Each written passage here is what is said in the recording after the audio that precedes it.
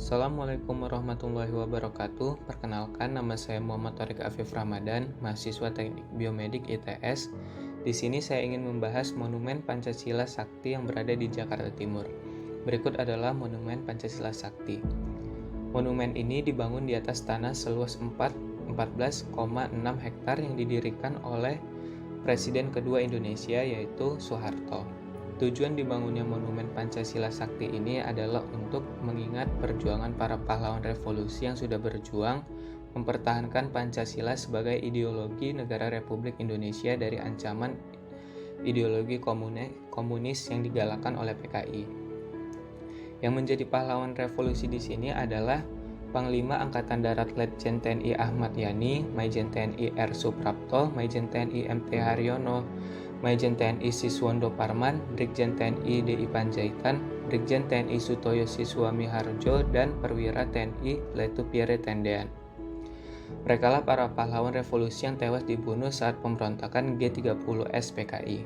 Selain itu, ada juga Jenderal TNI AH Nasution yang menjadi target dalam pemberontakan ini. Namun, ia lolos dari pemberontakan tersebut, tetapi malangnya saat peristiwa itu terjadi, ia kehilangan putrinya, Ade Irma Suryani Nasution, dan ajudannya, yaitu Letu Pierre Tendean. Lalu lokasi dari Monumen Pancasila Sakti ini ada di Kelurahan Lubang Buaya, Kecamatan Cipayung, Jakarta Timur. Sebelum menjadi sebuah monumen, tempat ini merupakan tanah kosong yang dijadikan tempat pembuangan terakhir para korban gerakan G30S PKI. Kompleks Monumen Pancasila Sakti ini memiliki beberapa bangunan, yaitu ada Museum Pengkhianatan PKI, yakni museum yang menceritakan akan sejarahnya pemberontakan PKI yang bertujuan untuk menggantikan dasar negara Pancasila menjadi komunis, yang mana ideologi komunis tersebut jelas-jelas bertentangan dengan Pancasila. Akhir cerita sejarahnya sampai pada pemberontakan terakhir, yaitu G30S PKI. Sumur Maut, sumur tua yang menjadi tempat pembuangan mayat 7 pahlawan revolusi. Lalu ada rumah penyiksaan, tempat para pahlawan disiksa untuk menandatangani surat pernyataan dan mendukung akan komunisme di Indonesia. Lalu pos komando, tempat ini sebelumnya adalah milik seorang penduduk RW 02 Lubang Buaya bernama Haji Sueb, yang digunakan oleh pemimpin G30S PKI, yaitu Letkol Untung, untuk merencanakan penculikan 7 pahlawan revolusi. Di dalamnya masih ada barang-barang asli yang menjadi saksi bisu atas kekejaman PKI. Lalu ada dapur umum, rumah yang dialihfungsikan oleh PKI sebagai tempat sarana konsumsi anggota G30S PKI.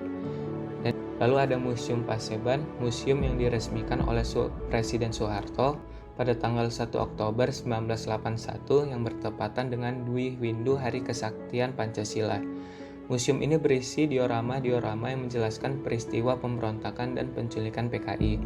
Lalu ada juga ruang relik yang merupakan tempat dipamerkannya pakaian yang dipakai pahlawan revolusi saat diculik, disiksa, sampai akhirnya dibunuh, ditambah juga dengan hasil visum dari dokter juga ada.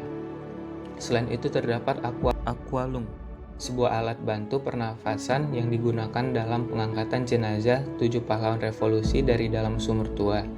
Ada juga ruang teater yang memutar rekaman bersejarah pengangkatan jenazah pahlawan revolusi, pemakaman ke Taman Makam Pahlawan Kalibata, dan lain-lain. Sekian adalah informasi yang bisa saya berikan. Terima kasih.